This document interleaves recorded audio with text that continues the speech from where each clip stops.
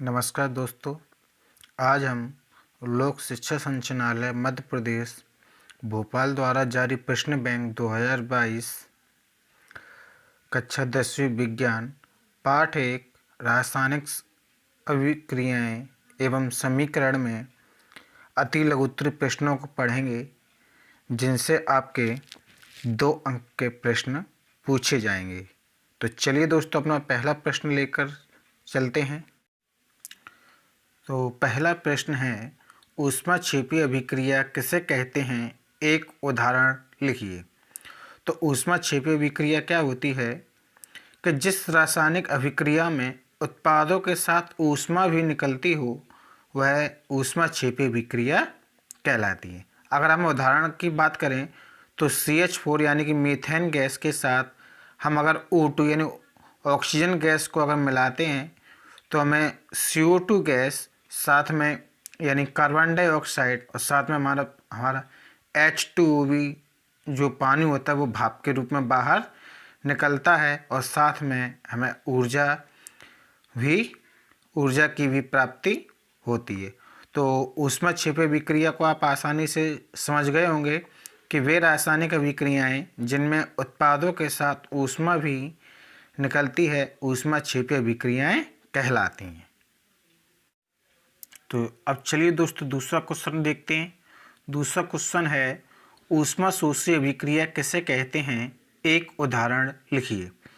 तो ऊष्मा शोषी अभिक्रिया क्या होती है कि जिस रासायनिक अभिक्रिया में ऊष्मा का अवशोषण होता है वह ऊष्मा शोषी अभिक्रिया कहलाती है। मतलब वे अभिक्रियाएं जिसमें ऊष्मा का अवशोषण यानी कि वे ऊष्मा को जो सोखती हैं क्या कहलाती हैं? ऊष्मा शोषी अभिक्रिया कहलाती हैं। अगर उदाहरण की बात करें तो 2PV यानी NO3 का होल ट्वाइस जो सॉलिड अवस्था में रहता है को 2PVO यानी सॉलिड अवस्था में साथ में 4NO2 जो गैस की अवस्था में होती है और उसके साथ हमारी O2 गैस भी बाहर निकलती है। तो ये हमारी क्या हो जाएगी?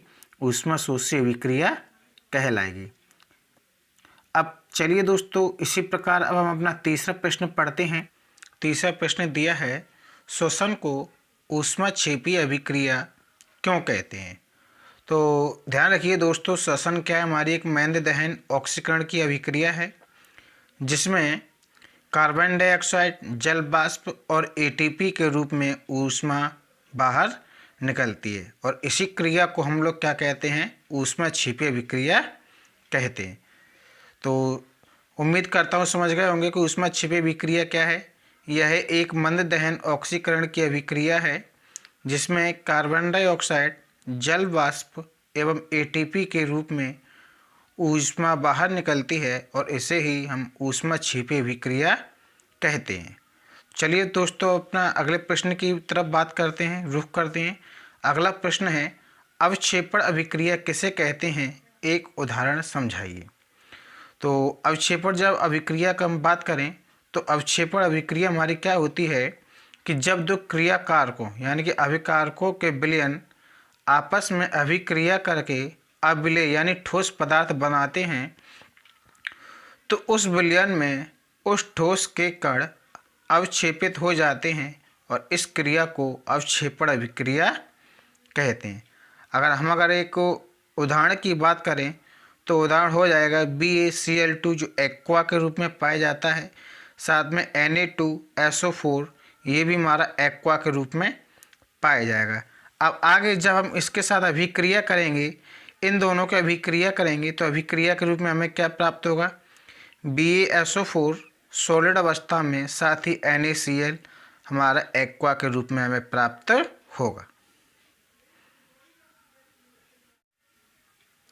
चलिए पांचवें प्रश्न पे आते हैं। पांचवा प्रश्न दिया है, विस्थापन एवं द्विविस्थापन अभिक्रिया में एक अंतर लिखिए। तो देखिए दोस्तों, विस्थापन एवं द्विविस्थापन अभिक्रिया में एक अंतर क्या होता है? अगर विस्थापन अभिक्रिया में बात करें तो इसमें एक तत्व दूसरे तत्व को उसके लवण यानी नमक से अलग करके उसका स्थान स्वयं ग्रहण कर लेता है, जबकि द्विविस्थापन अभिक्रिया में अभिकारकों के बीच आयनों का आदान प्रदान होता है। तो ये हो गया हमारे द्विविस्थापन और विस्थापन अभिक्रिया में अंतर हो गया। अगर नहीं समझ में आया हो तो हम एक बार और बता देते हैं कि विस्थापन अभिक्रिया में एक तत्व दूसरे तत्व को उसके लवण का मतलब होता है नमक से अलग करके उसका स्थान स्वयं ग्रहण कर लेता है, जबकि द्विविस्थापन अभिक्रिया में दो अभिकारकों के बीच आयनों का आदान प्रदान होता है। अगले क्वेश्चन पे बात करें, काफ़ी महत्वपूर्ण क्वेश्चन है कि तेल एवं वसा युक्त पदार्थों को नाइट्रोजन से प्रभावित क्यों किया जाता है। तो देखिए दोस्तों कि तेल एवं वसा युक्त खाद्य पदार्थों को क्षतिग्रस्त होने से यानी कि खराब होने से बचाने के लिए उन्हें नाइट्रोजन से प्रभावित किया जाता है। नाइट्रोजन मतलब ये हमारी एक तरह की गैस होती है N2, उससे क्या किया जाता है, प्रभावित किया जाता है कि जब ऐसे पदार्थ हवा के संपर्क में आते हैं तो उपचयित होकर विकृत गंधित हो जाते हैं और उनके गंध तथा स्वाद बदल जाता है। उम्मीद करता हूँ आपको समझ में आया होगा।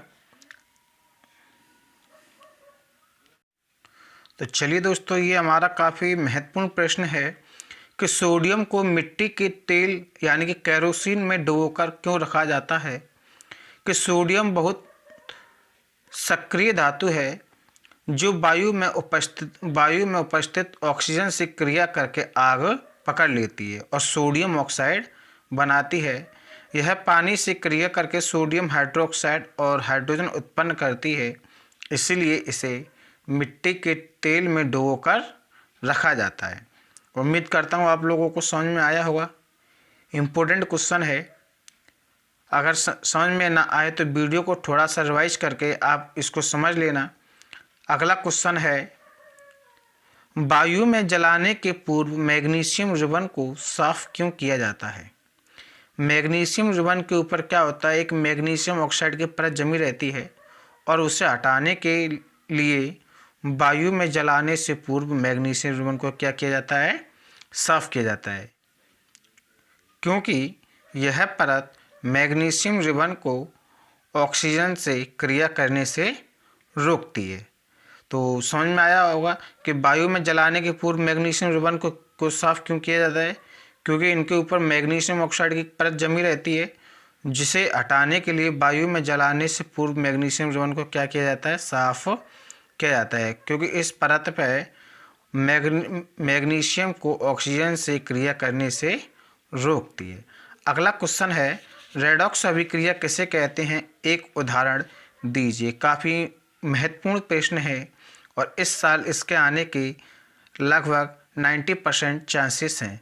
तो रेडॉक्स अभिक्रिया क्या होती हैं, वे अभिक्रियाएं जिनमें एक अभिक्रिया का उपचयन होता है तथा दूसरे का अपचयन रेडॉक्स अभिक्रियाएं कहलाती हैं। हम अगर एक उदाहरण के रूप में बात करें तो Fe2O3 जो हमारे सॉलिड अवस्था में रहता है और 3CO जो हमारा कार्बन गैस की अवस्था में। अब देखो Fe2O3 ये हमारा क्या कहलाएगा, अपचयित होगा, और 3CO ये हमारा उपचयित होगा।